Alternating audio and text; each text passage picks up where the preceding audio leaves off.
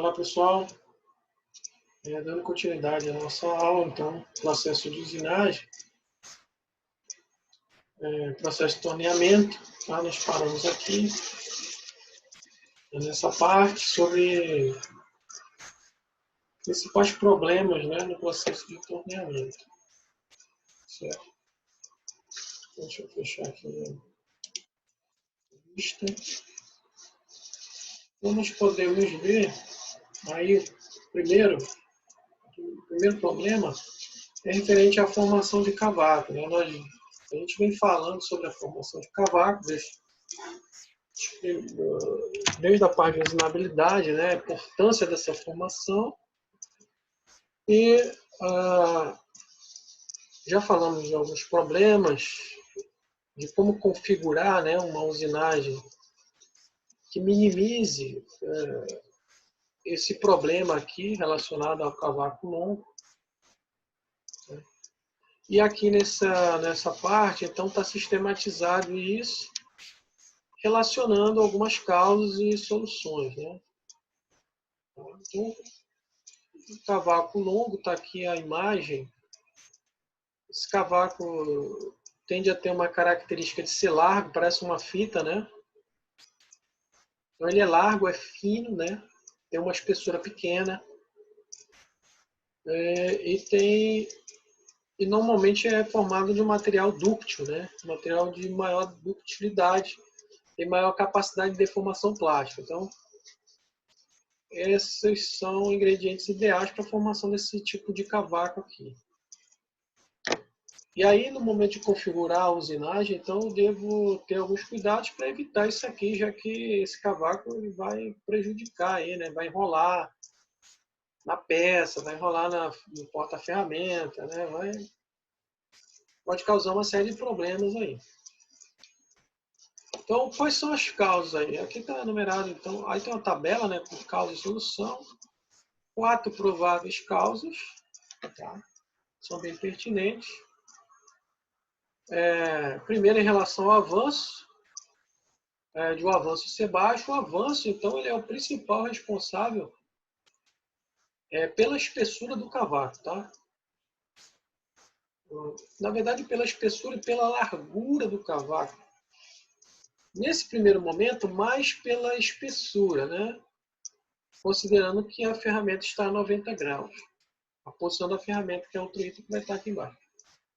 Então, a espessura do cavaco, quem influencia diretamente é o próprio avanço.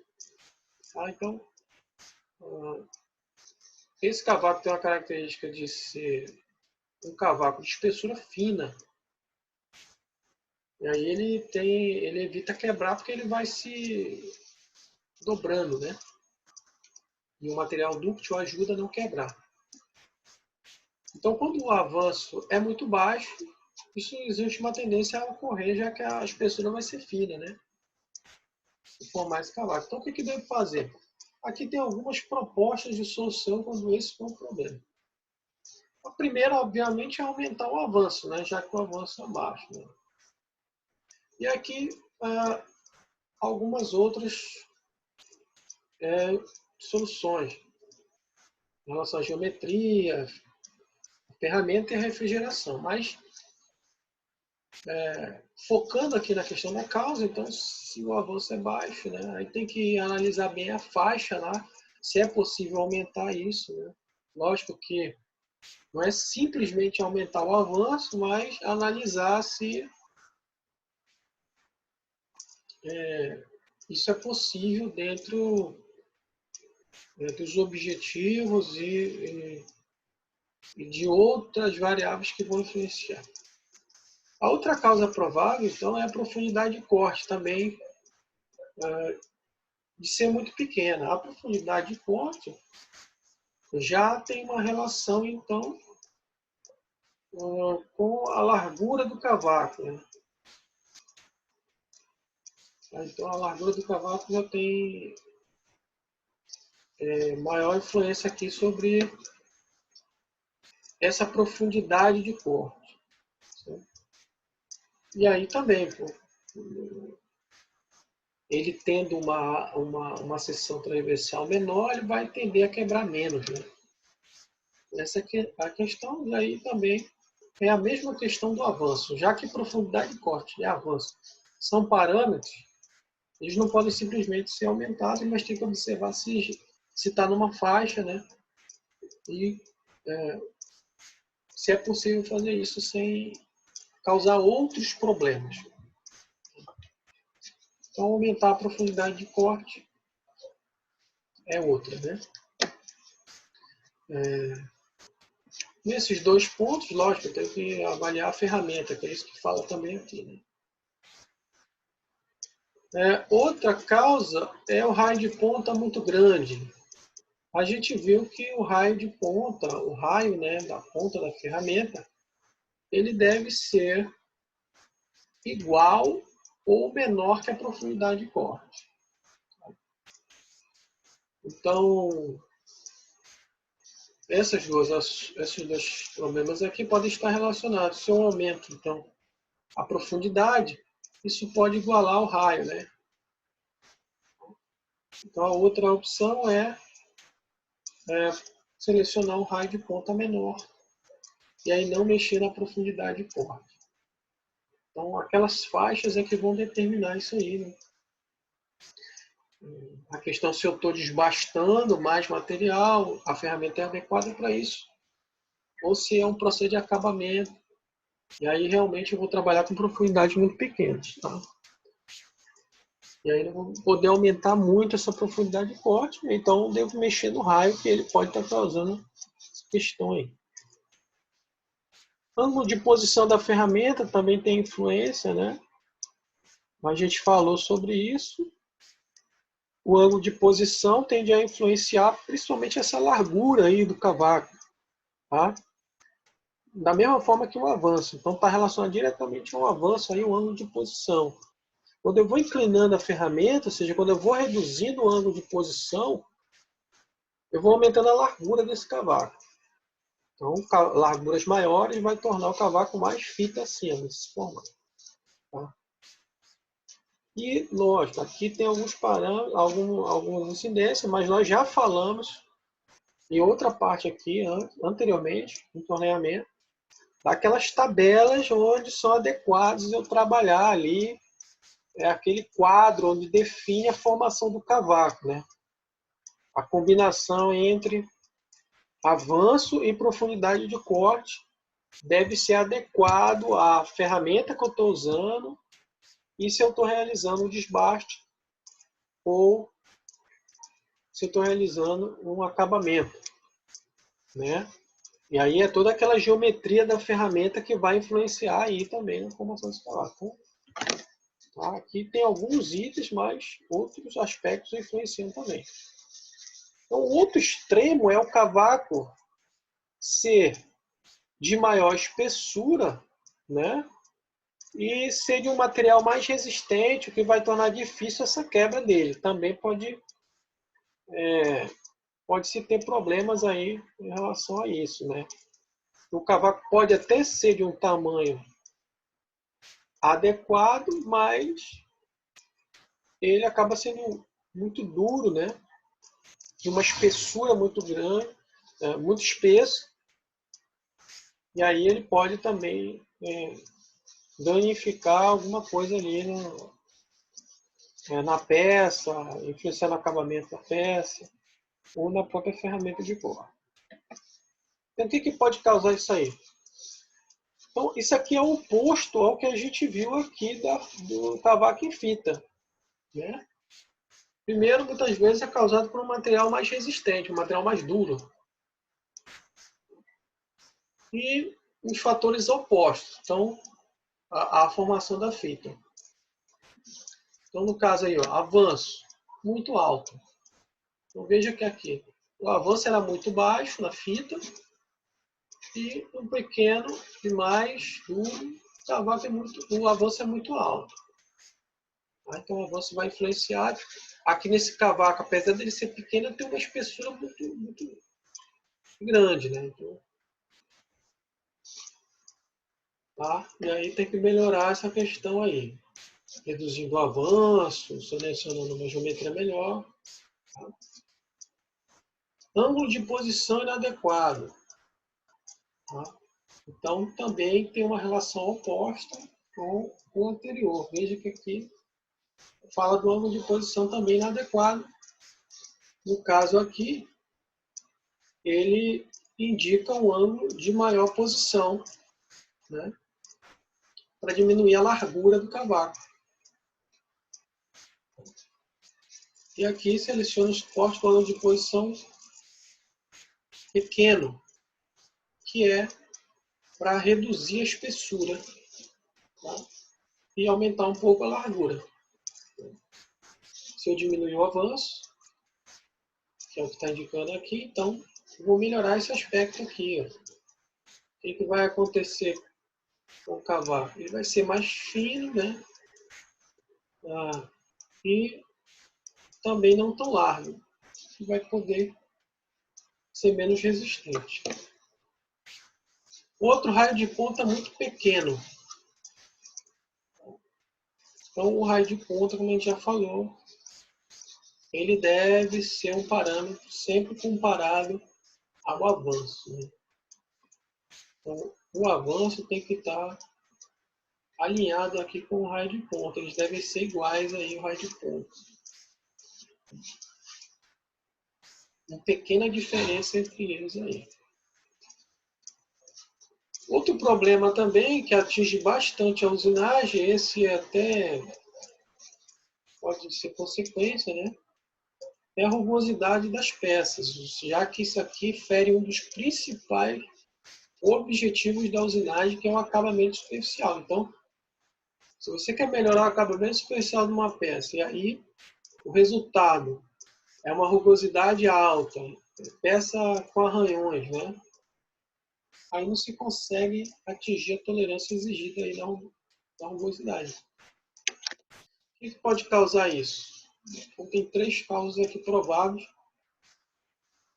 que podem ter influência desses outros 2 mecanismos de falha aí que a gente falou anteriormente. O cavaco grande e pequeno podem causar isso.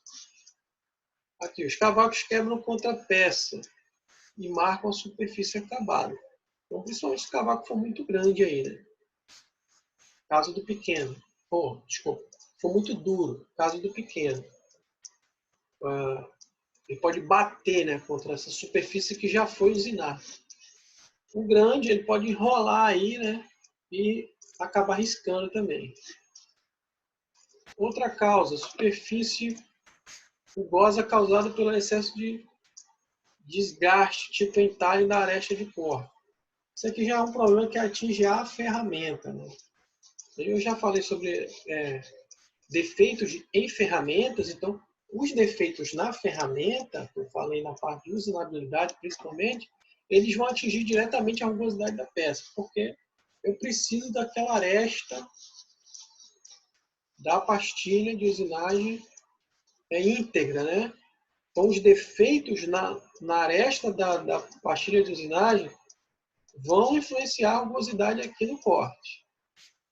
Então, por isso, uma inspeção dessas ferramentas, sempre quando termina a vida útil delas, né, para ver qual o tipo de defeito que está sendo gerado, o que pode ser melhorado dentro disso aí, deve ser sempre analisado. Tá? E, se for um problema frequente, né, procurar uma ferramenta que seja mais resistente e adequada aos parâmetros de corte que está sendo utilizado. O outro é um avanço muito alto, combinado ao raio de ponta muito pequeno, gera uma superfície áspera. O avanço é um parâmetro de usinagem que influencia diretamente a rugosidade. Então, lembrem lá que a produtividade, que é a remoção de material na usinagem, ela é influenciada pela profundidade de corte, principalmente. E a rugosidade, e pela velocidade, né? E a rugosidade pelo avanço. Tá? Então, se o avanço for muito alto, realmente, vai ficar toda arriscada a peça. Então, tem que observar isso aí. trabalhar dentro dos limites que sejam possíveis, né? Limite de rugosidade e, lógico, procurar uma pastilha que seja mais adequada se a tolerância exigida pelo projeto da usinagem da peça for muito pequena, né, essa tolerância. Tá? Então, isso que deve ser observado aí. Outro problema também, que é bem incidente sobre a usinagem, é a vibração. A vibração, ela vai dar problemas, principalmente em relação ao acabamento superficial também. Pode ser gerado por vibração. Altas forças de corte, né? Balanço, que é o caso do torneamento interno, que utiliza barras de mandrilar. Então, isso pode gerar incidência de vibração. Já falou sobre isso, um raio de ponta muito grande. Então, aqui tem algumas causas. Ó. Ângulo de posição inadequado, selecione o maior ângulo de posição possível. Então, quando você vai diminuindo o ângulo de posição, vai alterando a incidência, a relação entre as forças radiais e axiais, e isso pode gerar vibração. Tá? O raio de ponta muito grande, isso aqui com certeza é incidência de vibração, o que gera com certeza. Como falei, raio de ponta, qual é o parâmetro? É o avanço, é a profundidade, desculpa. Profundidade de corte, então tem que ser adequada a profundidade de corte. Se não for, vai influenciar nisso aqui, ó, tá? Porque aumenta as forças radiais. Aumentando as forças radiais vai gerar vibração. Arredondamento de aresta inadequado ou chanfre negativo. Então a ferramenta pode ser inadequada, está gerando vibração também. Tá? Então procurar uma ferramenta que reduza esse índice de vibração. A posição da ferramenta negativa, ela gera vibração, né? Porque as forças de corte são maiores. Quando as forças de corte são maiores, há uma tendência a gerar vibrações. Então, tanto a macrogeometria como a microgeometria da ferramenta deve ser bem observada em relação a cunha, né? Formada a cunha, o que faz a cunha do corte. E o desgaste excessivo do flanco também, né? Aí vai gera